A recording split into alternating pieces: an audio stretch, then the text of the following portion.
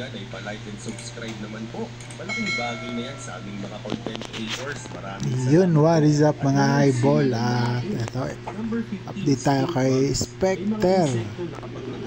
So, ito yung bagong avatar. Tsaka yung skill niya. Sa ilang lugar sa Africa, gaya ng Zimbabwe at Botswana, kilala sila sa Libra. Nakakagulat man, pero matagal na silang ipinagpapalala sa pagkain doon. Nawawala ang amoy, nagiging crispy at masarap. Para daw silang pinakain na chips o popcorn, pero mas natuwa at mas maraming proteins. Bukod sa protein, meron din sila healthy fats at iba't ibang Solid din yung ano na ito, yung first skill niya. Pag na ano mo, na-awaken. Si Agent Bell. So mamaya tignan natin kung magkano si Agent Bell. So naka 50% discount daw siya ngayon. So quality of life, update, quick views. So meron ng quick views. So di na tayo mahirapan maghanap-hanap kung ano yung mga pwedeng i-views. Pwede na tayong mag-quick views.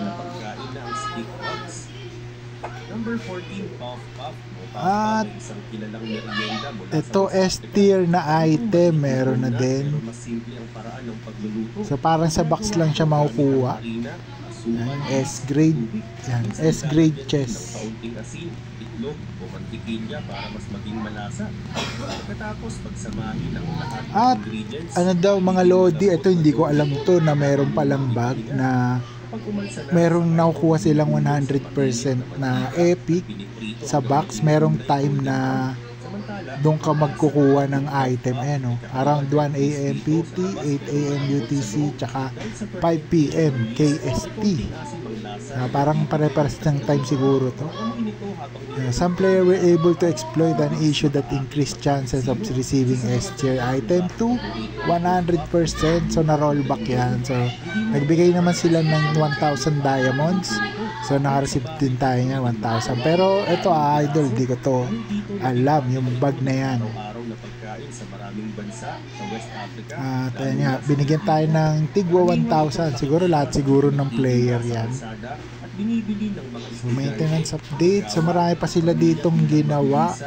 So dito sa S-tier. hindi naman maraming paraan para kainin ng Tapos ito, are you my angel or devil? So meron ng skill ngayon, yung random skill na papipiliin ka. gamit ng honey o chocolate para gawing makainin. Ang kukunan ka ng HP, pero Kung saan itong bumibilog tataas yung ano mo, attack power ng 20%. So ilan 90% ata ako kunin. Titignan nga natin. sa Kenya ay may isang pagkain na hindi pwedeng palampasin pag nagpunta ka sa lungsod ng So hindi lang pala, no, ito rin meron din. Yung Devil Projectile. itsura nito, pero kakaiba ang laman. Ito naman, increase attack by 20%.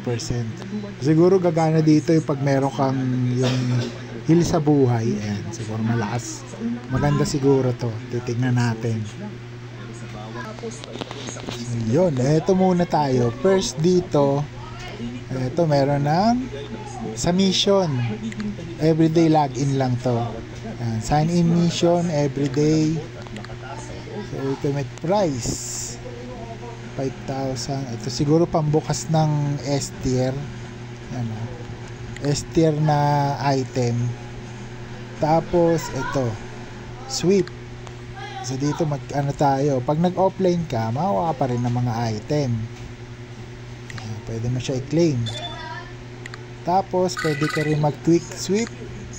Ayan, gagastos ka daw ng isang 5 energy. Tapos ito yung chances.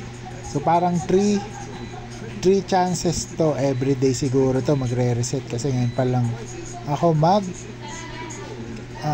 quick sweep. Ayan.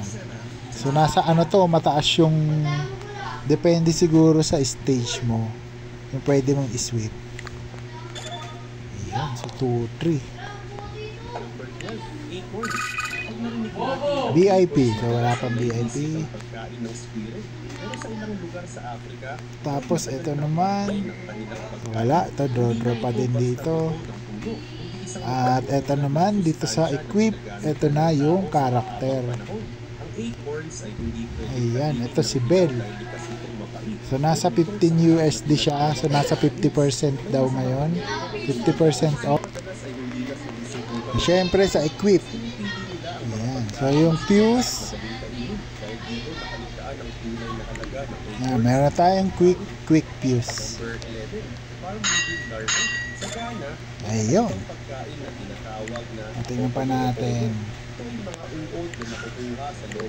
Wala nang sabihin pag hindi lumabas yung quick fuse, wala nang ipipuse siya kahit ano. Ayan. So dito, so meron ng box na S-tier. So,